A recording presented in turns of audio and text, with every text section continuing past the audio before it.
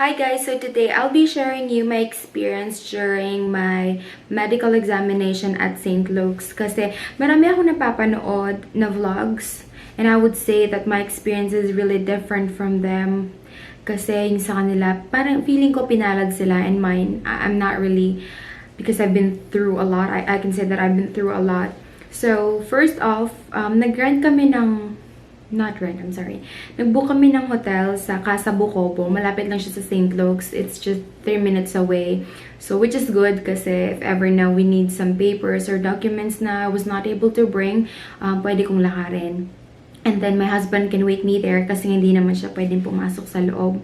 So, sabi nila sa mga vlogs, masyadong mahaba yung pila. I was there, I think it's Wednesday.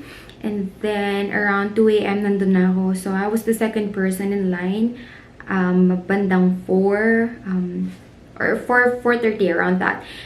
Nagbukas na yung guard, or nagbukas na ng ilaw yung guard, and then nag-ready na sila inside. So, pinapasok na kami, but they have to check all the papers. Anyway, lahat ng papers na you need naman, ibibigay nila yung list or requirements. Kasi kapag may kulang ka or may problema ka, I don't think they will let you get in. So, yun. Pagkatapos nun, kinuha ni guard yung information and then binigay niya ako ng number. And then, it's green. I don't know why it's green. I think depende sa category ng visa mo. So, yun. For, I think, data processing or whatever it is, tinawag na kami dun sa ground floor. And then, after that, nung may nagka-problema ako when it comes to my priority date. Nung nilagay ko sa online, mali yung pagkakalagay ko ng priority date. It should be July 13, 2018, pero nilagay ko August 1. Hindi ko alam, lutang lang ako. So, after that, binigyan kasi, or nag-print kasi yung asawa ko ng ganito. Yung pagkakasunod-sunod. Pero hindi naman talaga siya nasunod.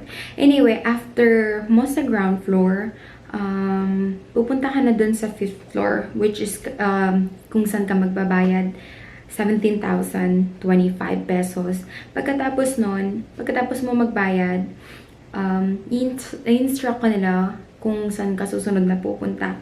So, after mo magbayad, pupunta ka sa laboratory, para sa urine test or I think blood test din. And then after that, ask kanila pumunta dun sa 3rd floor for the x-ray. And then after that, medyo mabilis yung pangyayari. Parang mga after 5 minutes, nandun na ako. Kasi maaga akong pumunta kaya mas konti pa yung tao. But then again, syempre, of course, may mga taong bumalik from the day 1. So, medyo habang tumatagal yung araw or yun, mas dumadami yung tao. And then, my eye test, my physical, whatever it is, I can't remember exactly. Pero just my tip is that for you na hindi mapagalitan masyado, you just have to ask the guards na nakatayo naman doon and then sabihin mo lang kung saan ka galing and they will give it the instruction naman. And then para iwas na rin na hindi tayo masyadong masigawan or matarayan ng ibang staff doon, I would suggest you to read the instructions kasi may instructions naman doon na nakalagay tsaka on a printed paper na malaki naman.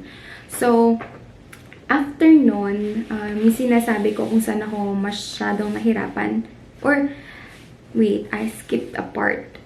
So, pagkatapos nun, before ako mag-physical interview, may immunization interview pala muna. So, dun sa immunization interview, i-ask ka nila about dun sa mga vaccines na take mo na or kung may mga allergies. It's about you. It's about your health. So, I never had a problem with the initial doctor tsaka dun sa pangalawang doctor kasi I mentioned about my operation kasi pinatanggal ko yung tonsils ko because I'm having a problem with it, so pinatanggal ko siya and I thought that it's not gonna be a problem. So pagkapunta ko sa physical exam, so yun, maghuhubad ka. But don't worry kasi kikip mo naman yung underwear mo. Like your bra and your panty. Tsaka babae naman yung nag-check. So, mangyayari nun, pahigain ka lang sa isang bed, and then i-ask ka lang niya na humiga, and then itataas mo lang yung paa mo, and then babaliktad ka. She's just checking kung may mga bukol or whatever na meron sa katawan mo. And then after that, after mong magbihis, she will ask you some questions like, na-confine ka na ba before, or did you ever commit suicide, and then ano pa ba, kung nagkaroon ka ng abortion, or nalaglag, or nagbuntis ka na nalaglag yung baby. What else? It's a lot of questions about you. And then I had a problem kasi ito na talaga yung super kinakabahan ako na part. I had an operation pero wala akong dalang medical certificate na dapat talaga dinala ko. So my suggestion is that if ever you had any problem with your health before, if ever na nag-undergone kayo ng kung ano mang what do you call this? Kung ano mang operation, or kung ano man na steps regarding your for whatever it is, I would suggest na bring your papers para hindi ka magka-problema. So, sabi ko sa kanya, that was 2 years ago, and then ina-ask niya ako ng medical certificate. So that means that hindi ako makakapag-immunization ng hindi ako nagpro-provide noon. So I told her that I'm from Pampanga, and sinabi niya na I still need to bring it. So after nun, balik ako dun sa kabilang counter kung saan ako galing. And then the girl asked me to bring this paper tomorrow at 9 AM. Tapos inask ko siya, what if I won't be able to provide the paper that you need? Sabi niya, then you won't go through with the immunizations. I was really worried. That was, I think, 11. No, it's actually 9, alright, I think 9:30. Kasi by 11, I was already on the bus station. So, natapos ako ng very maaga. I was there at 2 AM, and then natapos ako ng around 9:30. So, we went back to Pampanga, and then pumunta kaming EUF, which is the hospital kung saan ako inoperahan.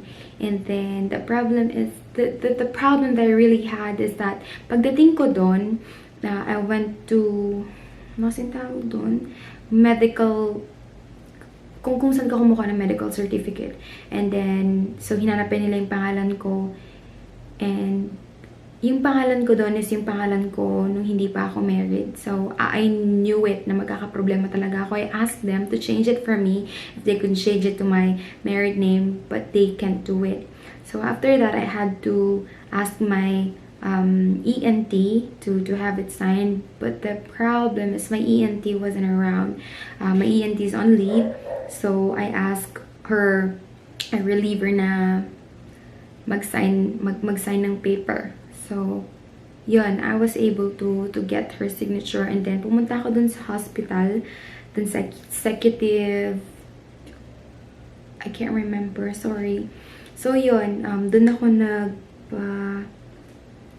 what do you call this? Tinatatak dun sa paper. Tapos yun, after that, balik kami ng Pampanga. And then the next day, I was there at 6 AM. Dala-dala ko yung papers. Tapos nakausap ko yung doctor. Sabi niya, for immunization na daw ako. But the problem is, yun nga, iba yung pangalan ko dun sa medical certificate ko. So, pumunta pa ako dun sa labas para sa affidavit of discrepancy. The good thing is, almost everything, I guess, lahat ng kailangan mo is nasa labas ng. Meron na dong notary public. So, magbabayad ka lang ng 200. Tapos yun, okay na. I would really suggest for you to come in early para matapos ka ng mas maaga. Matatagalan ka lang talaga dun sa immunization. I was like waiting for forever. I've been waiting for like 2 hours para lang sa immunization. And then, nung matawag na yung pangalan ko, mabilis lang. I think it's just 5 minutes. And then, balik ka na dun sa ground floor. So, sa ground floor, you just have to wait for your name to be called. Tapos, dun na i-release yung brown envelope. And then, the CD. And, of course, this paper. They will give this paper to you para whenever you come to US, you can show this as well as the CD. There's no need for you to bring this sa sa US Embassy. There's no need for you to bring this sa US Embassy. Ito yung do not lose this. Ito yung bibigay nila sa'yo. I'm sorry. Paano ko ba? Oh my God, paano kong gagawin ko? Basta ganon. ito yung form na ibibigay nila sa'yo. So, ito yung list ng vaccines na take mo. And then, after that, doon nila ibibigay sa yung brown envelope that you have to bring sa interview date mo sa US Embassy. You don't have to bring this paper. Just bring the brown envelope. And then, you don't have to bring the CD as well. So, pagkatapos nun, tapos ka na, congratulations, you passed the exam. There's no problem. Don't overthink. You don't need to drink all those milk. Ano ba to? Sterilized milk. Just be yourself. And then, wala namang kaso kung gusto mong uminom ng kung ano-ano. But, don't worry too much. If you know that you're healthy, then just pray. Wag kang pupunta sa medical sa St. Luke's na rattled kasi it will just cause you problem. Like, you can't focus, and I would suggest you to just focus and wait for your name to be called kasi you have to pay attention to the surroundings. I know it's gonna be very boring to wait in the line, but you have to be attentive. When they call your name, you have to be there na. So, that's all. I want to share you guys my experience during my interview, and I had a very nakakakabang experience too. I'm gonna share it in another vlog. Thank you for watching. Good luck in your exam. Mwah.